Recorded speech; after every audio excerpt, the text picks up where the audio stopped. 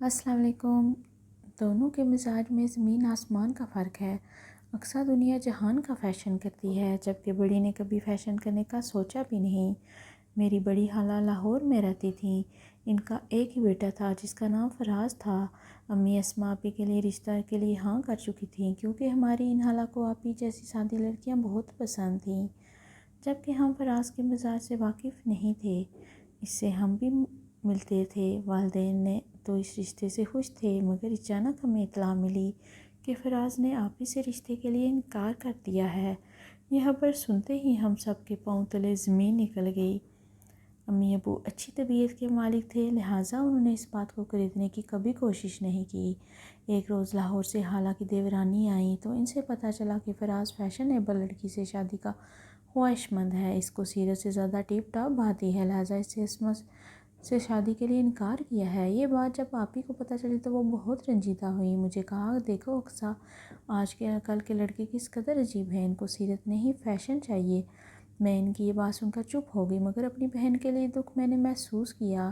کچھ ہی دنوں بعد ایک روز فون کی گھنٹی بجی۔ آپی نزدیک کھڑی تھی، انہوں نے فون اٹھایا اور پھر رانگ نمبر کہہ کر رکھنے لگی تھیں کہ دوسری طرف سے کسی نے ان کی تعریف شروع کر دی۔ تجسس کے مارے آپی نے فون بند نہ کیا۔ وہ حیران تھی، یہ کون ہے جو ان کی تعریف کر رہا ہے؟ کیا ان کو یہ شخص جانتا بھی ہے؟ تبھی سوال کیا، آپ مجھے کیسے جانتے ہیں؟ آپ کو کالج میں دیکھا تھا۔ اس نے جواب دیا، تبھی تو آپ کا شدائی ہوں، کیونکہ مجھے آپ کی سادگی بہت پسند ہے۔ فی زمانہ ایسی سادگی پسند لڑکیاں کہاں ملتی ہیں؟ آپ ہی فون بند کرنا چاہتی تھی، مگر ان کی یہ باتیں نہ چاہتے ہوئے بھی سنتی رہیں، کیونکہ وہ کسی کے منہ سے پہلی بار اپنی سادگی کی تعریف سن رہی تھی۔ ماں کو دیکھ کر آپی نے رانگ نمبر کہہ کر فون بند کر دیا۔ امی نے بھی اس بات پر توجہ نہ دیا۔ وہ شخص روز ہی فون کرنے لگا۔ آپی بھی شاید اپنی تعریف سن کر مسرور ہوئی تھیں، تبھی وہ ریسیور اٹھا لیتیں۔ کوئی ارد گرد نہ ہوتا تو کان سے لگائے رکھتیں، خود بات نہ کرتیں، مگر دوسری طرف بولنے والے کو سنتیں۔ رفتہ رفتہ وہ اس علت میں گرفتار ہو گئی، باقاعدگی سے اس اجنبی آدمی کی باتیں سننے لگیں، اور اگر وہ فون نہ کرتا تو یہ بے چین ہو جاتیں۔ شروع دنوں میں اس راز پر پردہ ہی پڑا رہا، لیکن ایک روز فون آیا۔ کوئی اجنبی کہہ رہا تھا، اسما اب وہ نہ بچے گا، شاید یہ آخری فون ہو، کیونکہ اس کا ایکسیڈنٹ ہو گیا ہے اور وہ اسپتال میں ہے۔ آواز میں تکلیف اور کرہ شامل تھی۔ میں اس کا دوست بول رہا ہوں، اسپتال آ جاؤ۔ اجنبی درد بھری آواز میں آپی سن کر آپی پریشان ہو گئی، جیسے ان کی جان نکل گئی ہو۔ انہوں نے بہت مشکل سے خود کو سنبھالا۔ وہ میری سہیلی سے ملنے کا بہانہ کر کے اسپتال جانا چاہتی تھی، مگر اجازت نہ ملی۔ وہ صرف اس لڑکے کے لیے دعائیں کر سکیں۔ پھر انہوں نے ایک سلائی کے سینٹر میں داخلہ لے لیا تاکہ گھر سے باہر قدم نکال سکیں۔ اس کے بعد ان میں کافی تبدیلی دیکھی گئی۔ انہوں نے خود کو پوری طرح بدل دیا۔ وہ شوخ رنگ کے کپڑے بنوانے لگیں، فیشن بھی کرنے لگیں۔ یوں لگتا تھا پہلے والی آپی اسما نہیں رہیں۔ ہم سب بہت حیران ہوتے، مگر خوشی کے عالم میں ہم نے یہ سوچنا بھی گوارا نہ کیا کہ اس بات کے پیچھے کیا راز ہے۔ دراصل آپی کو کسی نے شاپنگ سینٹر میں دیکھ لیا تھا اور ان کا دیوانہ ہو گیا تھا۔ آپی نے فراز کے انکار کے بعد اندر سے ٹوٹ گئی تھی، مگر کسی کو اس بات کا علم نہ تھا کہ وہ نئے سہارے ڈھونڈ رہی ہیں۔ جب اس شخص نے ان کو شاپنگ سینٹر میں دیکھا تو وہاں ان سے بات کرنا چاہی، مگر آپی نے توجہ نہ دی۔ ان کا نام یاسر تھا۔ تب ہی یاسر نے اپنے گھر والوں کو ہمارے گھر رشتہ بھیجا۔ رشتے کے لیے امی نے لڑکا دیکھنے کی خواہش کی، جا کر ان کے گھر بھی دیکھا اور ہاں کر دی۔ یاسر کو اصل میں آپی کی شرافت پسند آ گئی تھی کہ انہوں نے یاسر سے بات نہ کی تھی۔ اس طرح بڑی دھوم دھام سے یاسر کی شادی آپی سے ہو گئی۔ دن اچھے گزرے تھے، شادی کو صرف 6 ماہ ہوئے تھے کہ ایک دن یاسر نے آپی کو کہا، میرا دوست اسلام آباد سے آ رہا ہے، وہ چند دن رہے گا۔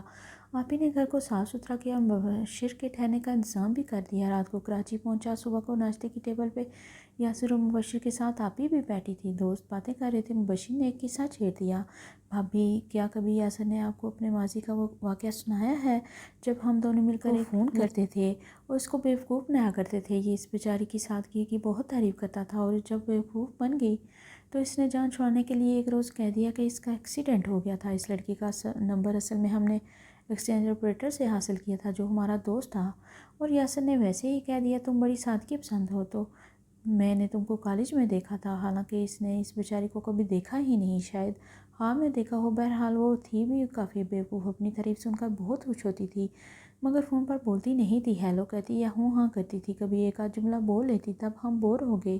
ہم نے اس کی جان چھڑانے کی سوچی۔ جان چھڑانے کا کیا مطلب؟ آپی نے پوچھا۔ مطلب یہ کہ اگر یاسر اس کو فون نہ کرتا تو وہ نس کاٹ لیتی۔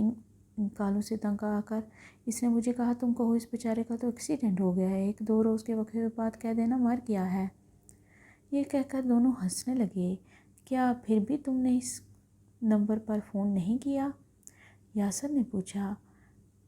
میں نے کیا تھا، چند دن بعد اس کے مرنے کا بتا دوں، لیکن اس کا فون نمبر ہی تبدیل ہو گیا تھا۔ وہ تو ہنس رہے تھے مگر آپی کا رنگ زرد ہو گیا تھا، جیسے ان کے جسم سے جان نکل گئی ہو۔ کیا کہتی وہ بیوقوف، سادہ اور بد نصیب لڑکی میں ہی تھی جس کو تم نے بیوقوف بنایا، جس کو تم نے دھوکہ دیا، جھوٹ بولا۔ وہ ناشتے کی میز سے اٹھ گئیں اور شام کو ڈرائیور سے کہا مجھے مہکے لے جاؤ۔ رات کو انہوں نے یاسر کو فون کیا اور کہا یاسر میں تمہیں ایسا انسان کبھی نہ سمجھتی تھی، تم نے جس طرح مجھے دھوکہ دیا ہے ویسے ہی اب میں بھی ایکسیڈنٹ میں مروں گی، جس طرح تم مر گئے تھے میں بھی مر رہی ہوں، اب مجھے روکنا مت۔ فون رکھ کر انہوں نے گاڑی نکالی اور ڈرائیور کو ساتھ نہ لیا، خود ہی سڑک پر نکل گئیں۔ یہ بتاتی چلوں کہ میری آپی نے کئی بار ڈرائیونگ سیکھی تھی مگر ان میں صلاحیت نہ تھی کہ صحیح طریقے سے گاڑی چلائیں، لہٰذا انہیں روک دیا تھا۔ اب آپ نے بھی گاڑی خود ڈرائیو نہیں کرنی، جب ڈرائیور ہے تو پھر کیا ضرورت ہے؟ یاسر بھائی نے بھی سختی سے روکا ہوا تھا، لیکن آج جب کہ انہوں نے اپنی بے حد اہانت محسوس کی تھی، انہیں خود گاڑی چلانے کا فیصلہ کر لیا اور لانگ ڈرائیو کر کے اپنی ذہنی دباؤ کو دور کرنے کی کوشش کرنے لگیں۔ غصے میں یا جذباتی دباؤ میں اگر جو بھی گاڑی چلاتا ہے تو اس میں رسک ہوتا ہے۔ آپی تو تھی غصے میں، پھر انہوں نے ایسا فون بھی کر دیا تھا کہ یاسر بھائی سخت پریشان ہو کر ہمارے گھر دوڑے آئے، تاہم آپی گاڑی لے کر نکل چکی تھی۔ ابھی ہم اسی تشویش میں مبتلا تھے کہ کہاں گئی ہوں گی، اتنے میں فون آ گیا کہ ان کی کار کا ٹرک کے ساتھ ایکسیڈنٹ ہو گیا ہے اور کار کی ایسی حالت ہو گئی ہے جیسے کوئی ماچس کی ٹوٹی ہوئی ڈبیا ہوتی ہے۔ ظاہر ہے آپی کی کیا حالت ہوئی ہوگی۔ ان کو وہاں موجود لوگ اسپتال لے گئے مگر وہ نہ بچ سکیں اور اللہ کو پیاری ہو گئیں۔ میں آپ کو یہ بتانا چاہتی ہوں کہ انسان ہر چیز مذاق میں نہیں لینی چاہیے اور نہ ہی کبھی دوسروں کے ساتھ اس قسم کا مذاق کرنا چاہیے جس میں اہانت کا پہلو نکلتا ہو، اس سے تو کسی کی جان بھی جا سکتی ہے۔ اے کاش میری بہن ذہنی طور پر اس قدر سادگی پسند نہ ہوتی تو ان کے ساتھ ایسے حالات نہ ہوتے۔ سادگی اچھی چیز ہے مگر لباس کی حد تک، مزاج کی سادگی سے آدمی بیوقوف بن جاتا ہے۔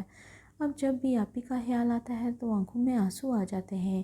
یاسر بھائی نے تو 2 سال بعد دوسری شادی کر کے اپنا گھر بسا لیا مگر ہماری اب پیاری سی بہن ہمیشہ کے لیے ہم سے بچھڑ گئی۔